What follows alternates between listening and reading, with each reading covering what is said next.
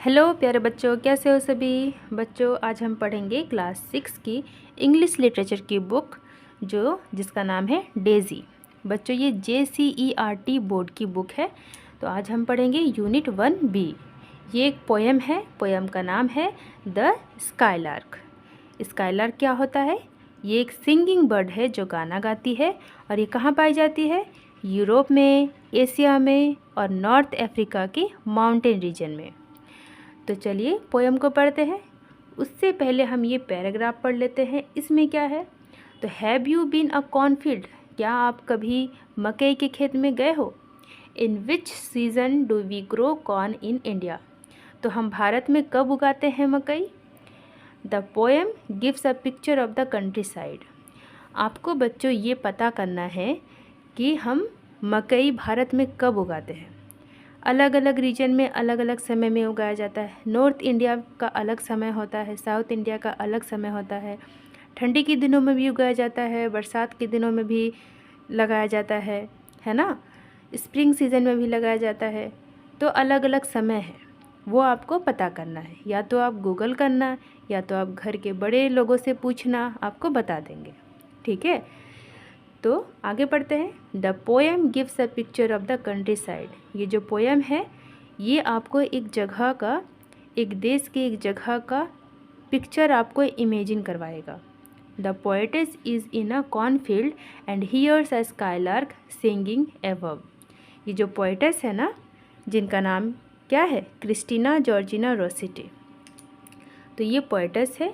ये क्या कर रही है? ये एक कॉर्नफील्ड में, एक मकई के खेत में गई है और वहाँ उन्होंने क्या सुना? एक स्काईलार्क को गाना गाते हुए। She stops for a while to enjoy the beauty of the scene. और उसके बाद वो वहाँ पर कुछ देर तक रुकी। क्यों रुकी? वहाँ का जो ब्यूटीफुल सीन है ना, उसे देखने के लिए, उसे इन्जॉय करने के लिए। Read the poem to find how the poetess describes the beauty of the nature. तो अब आप इस पोएम को रीड करिए और ये देखिए कि किस तरह से ये पोएटेस जो है, इन्होंने कैसे डिस्क्राइब किया है ब्यूटी ऑफ नेचर को। तो चलिए हम लोग पढ़ते हैं पोएम को। लेकिन बच्चों मैं चाहती हूँ ना कि आप ये इमेजिन करो कि वहाँ पर क्रिस्टीना जॉर्जिना रोसेटे नहीं है, बल्कि आप हो। आप वहाँ पर हो, आप अपनी आँखों से वो सब देख रहे हो, अपने कानों से वो सब सुन रहे हो। इसके बाद देखना इस पोएम का मज़ा कैसे 2 गुना बढ़ जाता है। चलिए स्टार्ट करते हैं पोएम को। पहले हम पढ़ेंगे फर्स्ट स्टैंजा, उसके बाद जानेंगे इसका meaning. The earth was green, the sky was blue, I saw and heard one sunny morn, a skylark hang between the two, a singing speck above the corn.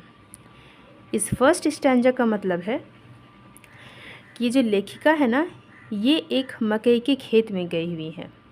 वहाँ इन्होंने क्या देखा कि पूरी जो धरती है वो हरी भरी दिख रही है, हरियाली दिख रही है इनको चारों तरफ, और जो पूरा आसमान है वो नीला है। उस दिन सुबह धूप खिली हुई थी और लेखिका को क्या दिखा और सुना कि एक स्काईलार्क है जो इस धरती और आसमान के बीच में झूल रहा है। और वो कुछ ऐसा दिख रहा है कि मानो वो जो मकई के ऊपर जब वो मंडरा रहा है गाते हुए, तो दूर से देखने पे ऐसा लगता है कि वो एक धब्बा है, क्योंकि आसमान इतना बड़ा है, धरती इतनी बड़ी है, और वो जो बर्ड है स्काईलार्क वो इतना छोटा है कि जब वो मकई के ऊपर झूम रहा है, मंडरा रहा है ना, तो लग रहा है कोई धब्बा है और वो गाना गा रहा है और वहाँ पे झूम रहा है। ये हुआ हमारा फर्स्ट स्टैंजा। चलिए सेकंड स्टैंजा पढ़ते हैं।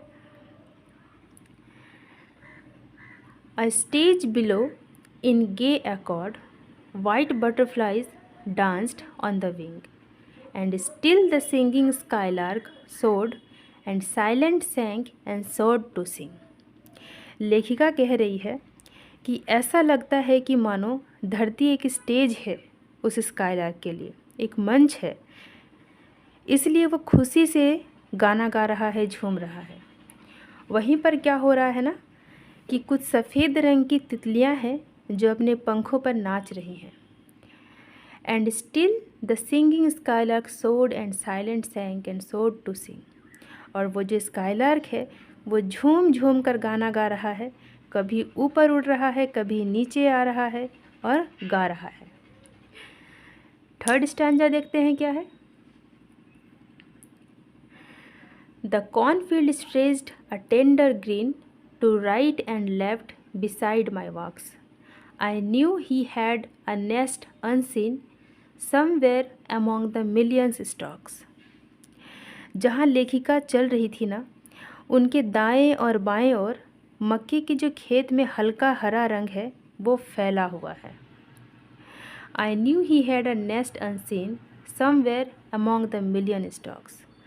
और लेखिका कहती है कि मुझे पता था कि उसका जो घोंसला है इन्हीं लाखों मकई के डंठलों के बीच कहीं था, लेकिन वह दिखाई नहीं दे रहा है। लास्ट स्टैंजा क्या कहता है। And as I paused to hear his song while swift the sunny moments slid, perhaps his mate sat listening long and listened longer than I did. लेखिका कहती है कि जैसे ही वह रुकती है स्काइलार्क के गाने को सुनने के लिए, तो धूप वाला जो क्षण है ना वो तुरंत फिसल गया। मतलब वो जो सुबह सुबह धूप खिली हुई थी, तो जब वो रुकती है स्काइलार्क का गाना सुनने के लिए तो वो समय तुरंत पार हो जाता है, लेखिका को पता भी नहीं चलता। Perhaps his mate sat listening long and listened longer than I did. इसका मतलब है लेखिका कह रही है कि शायद उसका साथी बहुत देर तक बैठा सुनता रहा होगा और मुझसे भी अधिक देर तक सुना होगा। अब क्योंकि ये तो इंसान है, अब रात होगा तो वो वहाँ खेत पर क्या करेगी, लेखिका वहाँ पर क्या करेगी, वो तो अपने घर चली जाएगी ना। तो ये वही कह रही है कि शायद इस स्काइलार्क का जो साथी है वो लोग बहुत देर तक बैठा सुन रहा होगा, शायद मैंने जितनी देर तक सुना उससे भी ज़्यादा देर तक। तो बच्चों ये थी स्काइलार्क पोयम, हमने पढ़ा, आपको भी समझाया मैंने। क्या आपको ये पोयम समझ में आया? तो मुझे कमेंट करके ज़रूर बताना कि हाँ मैम मुझे समझ में आ गया। यहाँ पे देखते हैं नो द पोएटेस। तो पोएटेस का नाम हमने जाना, was an English poetess who started writing at the young age of 12। और ये जब 12 साल की थी ना तब से ही इन्होंने पोएम लिखना स्टार्ट कर दिया था। She has written beautiful poems on nature and life. इन्होंने प्रकृति और लाइफ के ऊपर बहुत सारे पोएम्स लिखे हैं। You may ask your teacher to read out some more of her poems like who has seen the wind and up hill. तो आप अपने टीचर से इनके बारे में आप पूछ सकते हो कि टीचर आप मुझे बताएं जो क्रिस्टीना जॉर्जिना रॉसेटी है इनका और भी जो पोएम है उसके बारे में आप हमें बताएं। और एग्जाम्पल में एक का नाम दिया हुआ है who has seen the wind और दूसरा पोएम है अप हिल। तो ये दोनों पोएम है इन्हीं का, क्रिस्टीना जॉर्जिना रॉसेटी का। तो आपको समय मिले तो आप ज़रूर इन दोनों पोएम को पढ़ना। चलो नेक्स्ट पेज में देखते हैं क्या है।